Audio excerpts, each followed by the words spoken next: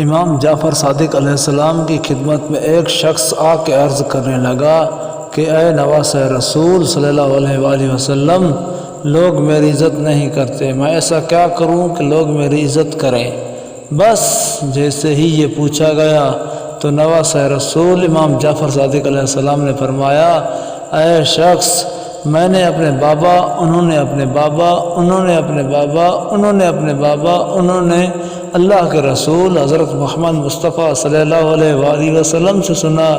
کہ جو انسان یہ چاہتا ہے کہ لوگ اس کی عزت کریں تو وہ اپنے آپ سے یہ وعدہ کرے۔ تو اس نے عرض کیا، اے نواسۂ رسول، کون سا وعدہ؟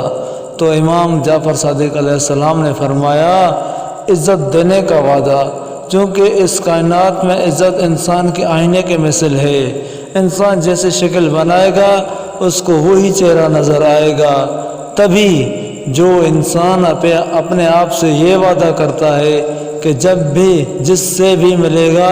عزت کی نگاہ سے دیکھے گا، عزت کرے گا، عزت سے بات کرنے کی کوشش کرے گا،